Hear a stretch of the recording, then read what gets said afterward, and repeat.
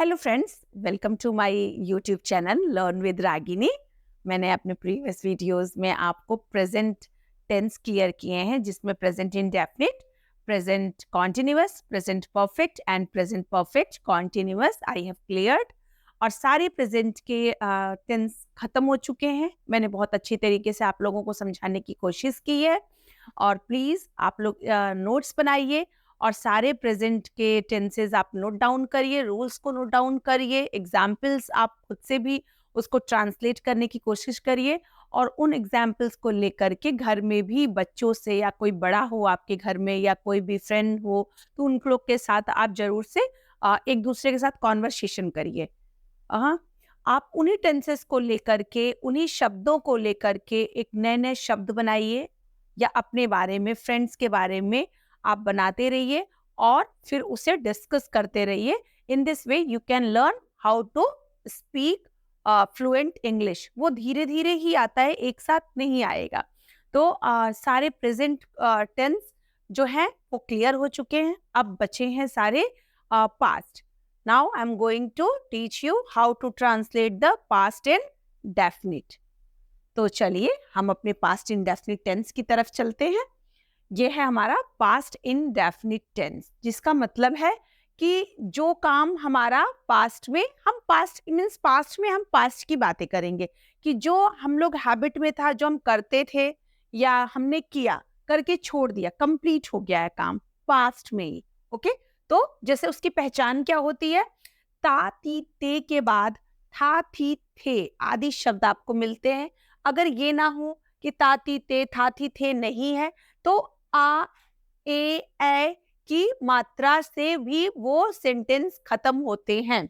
जैसे जब मैं आपको एग्जाम्पल बताऊंगी तो आपको क्लियरली समझ में आएगा मैं क्या कहना चाहती हूँ।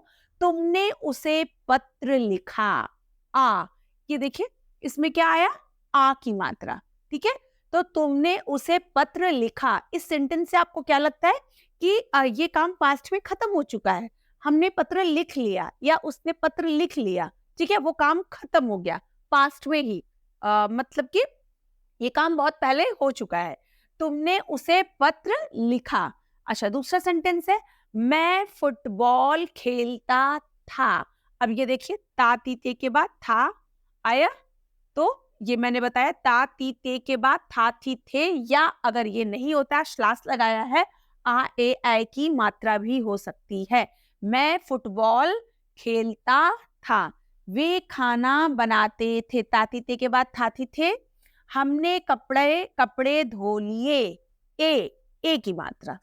ठीक है, तो ये सारे भी सेंटेंसेस हमारे पास्ट इंडेफिनिट के होते हैं, जो काम हमने भूतकाल में खत्म कर लिया है। जैसे ये नेगेटिव सेंटेंसेस है, मैं उसकी सहायता नहीं करता था, नहीं करता था, मैं पास्ट की बात कर रही हूँ।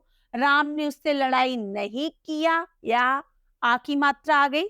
बच्चे स्कूल नहीं गए, ए की मात्रा आ गई। वह झूठ नहीं बोलता था, ताती ते के बाद थाती थी। ओके, तो ये पास्ट इंडेफिनिट की पहचान है। आपको कैसे पता चलेगा कि ये टेंस किसका है, या हम कौन सा रूल लगा करके इस सेंटेंस को बनाएंगे। तो आप पहले तो आप लास्ट में जाएंगे, सेंटेंस को देखेंगे ध्यान से कि ये कौन सा है, इसमें क्या शब्द है लास्ट में। फिर आप जैसे जैसे प्रैक्टिस करेंगे, ये सारी चीजें आपके दिमाग में एकदम बैठती जाएंगी कि कौन सा टेंस किसका है, और आप खुद भी डिफरेंशिएट बहुत आराम से कर सकते हैं। ओके, चलिए हम इसको ट्रांसलेट करते हैं। How to translate this sentences. तुमने उसे पत्र लिखा। तुमने इज द सब्जेक्ट, क्या है, तुमने उसे पत्र लिखा। तो इसकी इंग्लिश सबसे पहले लगाएंगे यू। ओके, लिखने की इंग्लिश राइट। बट हमेशा पास्ट इंडेफिनिट टेंस के पॉजिटिव सेंटेंसेस में, ओके मीन्स साधारण सेंटेंसेस में, हम हमेशा सेकेंड फॉर्म लगाते हैं। वर्ब का जो हमारा मेन वर्ब है उसका सेकेंड फॉर्म यूज करते हैं। ओके, जैसे वर्ब चार्ट आपके पास है मेरे इस चैनल पे, आई बटन पे क्लिक करके आपको उसका वर्ब चार्ट मिल जाएगा, और आप वर्ड चार्ट जरूर पढ़ते रहिए, उसको लर्न करते रहिए। मैं आगे भी और चार्ट्स अवेलेबल कराऊंगी, आपको अपलोड करूंगी। यू, ओके, लिखना, लिखा, लिखने की English write. Second form wrote, third form written, तो हमें सेकंड फॉर्म की जरूरत है. Right, wrote, written. तो Rose, you wrote a letter, okay, उससे, to him. You wrote a letter to him. Okay, you subject, wrote लिखना second form, a letter पत्र, to him. मैं फुटबॉल खेलता था, मैं फुटबॉल खेलता था. आई, ओके, अब खेलने की English play, but I have to use second form of verb, played. Play, played, played. I played football. I played football. Simply. ED form. Okay. वे खाना बनाते थे. वे की इंग्लिश they. Okay. खाना बनाना cook. Okay. So cooked, cooked. They cooked the food. They cooked the food. Second form of verb. ED second में भी ED लगेगा और थर्ड में भी. हमने कपड़े धो लिए. We, धोने की English wash, second form washed, again third form washed. We washed the clothes. We washed the clothes. Okay. So these are the positive sentences, जिसे हम साधारण sentences कहते हैं, क्योंकि ना तो इसमें नहीं का इस्तेमाल है, ना कोई भी क्वेश्चन वर्ड का हमने इस्तेमाल किया है. अगर इसका फॉर्मूला बताते हैं तो क्या होगा? सब्जेक्ट प्लस मेन वर्ब का second form plus object. Simple. इसका फॉर्मूला बहुत ही छोटा होता है. सब्जेक्ट प्लस मेन वर्ब का सेकंड फॉर्म एंड ऑब्जेक्ट. ये हमारा पॉजिटिव सेंटेंसेस हो गए. ओके, अब हर सेंटेंसेस को हम बहुत ही इजीली नेगेटिव बना सकते हैं, बट नेगेटिव सेंटेंसेस में we have not to use the second form of verb.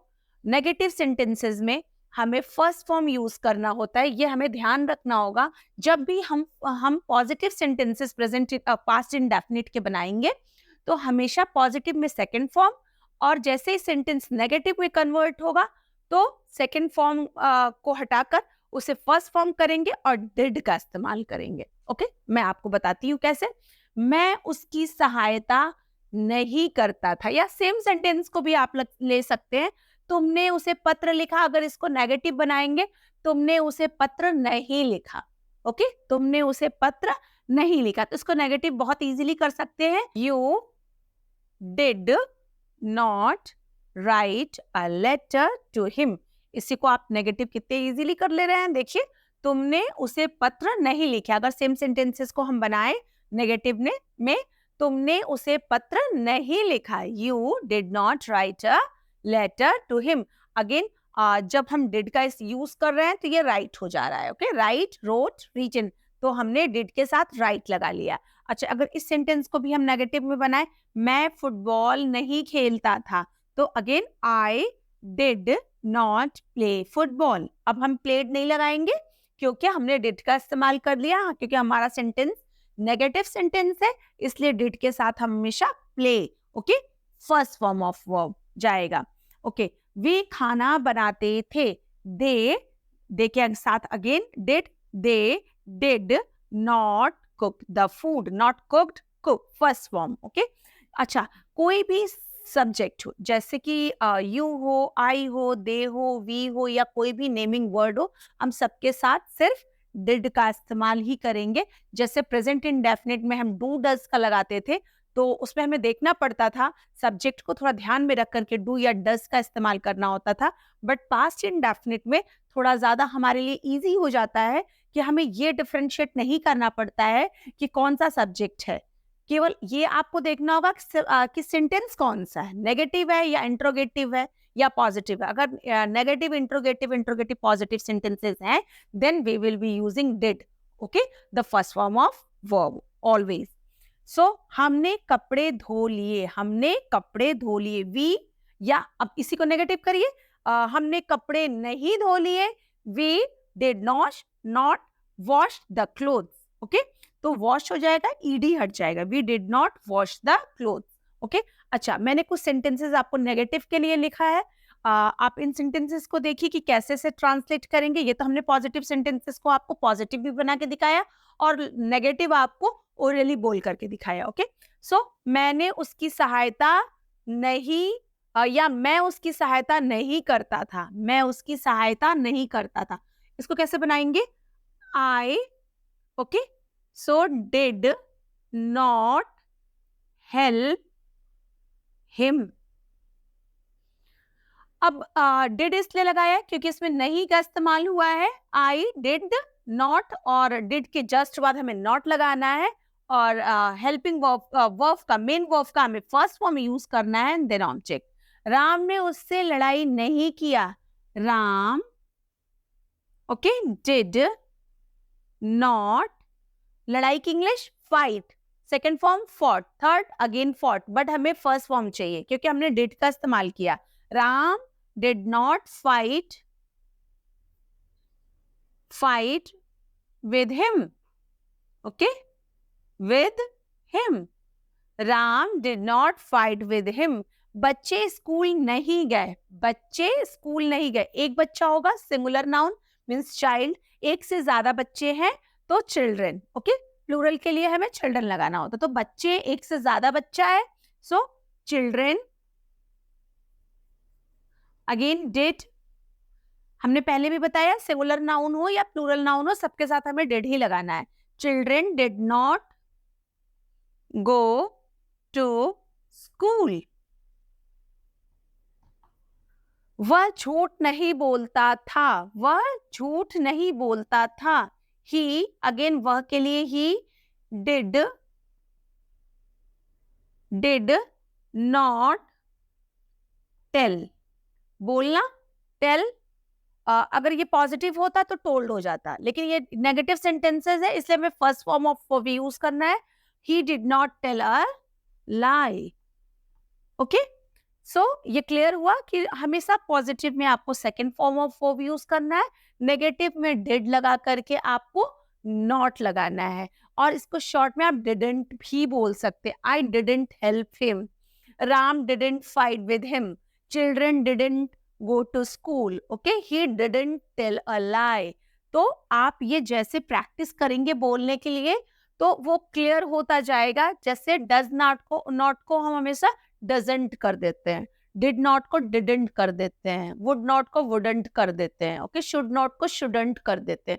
तो these are the short form of in spoken English. Generally हम जब बोलते हैं तो इसी तरह से बोलते हैं। तो as much you will be doing practice, तो जितना प्रैक्टिस करेंगे वो सब चीजें आपकी बहुत इजीली क्लियर हो जाएंगी। अच्छा, अगर इसी सेंटेंसेस को हम फिर से पॉजिटिव की तरफ आते हैं, रिवर्स करते हैं, अगर इन्हीं सेंटेंसेस को हमें पॉजिटिव में बनाना है तो हम कैसे बनाएंगे? आई डिड नॉट हेल्प हिम, अगर ये है सेंटेंस नेगेटिव वाला, अगर इसको पॉजिटिव करें, आई helped him, simply I helped him, second form. Ram did not fight with him, इसको भी आप पॉजिटिव करिए, Ram fought with him, fight fought fought, okay, Ram fought with him. बच्चे स्कूल नहीं गए, चिल्ड्रन नहीं गए, बच्चे स्कूल गए, ये सेंटेंस हो जाएगा पॉजिटिव में। Children went to school, go went gone, okay, children went to school. वह झूठ नहीं बोलता था, वह झूठ बोलता था, ओके, अगर ये पॉजिटिव हो गया, वह झूठ बोलता था।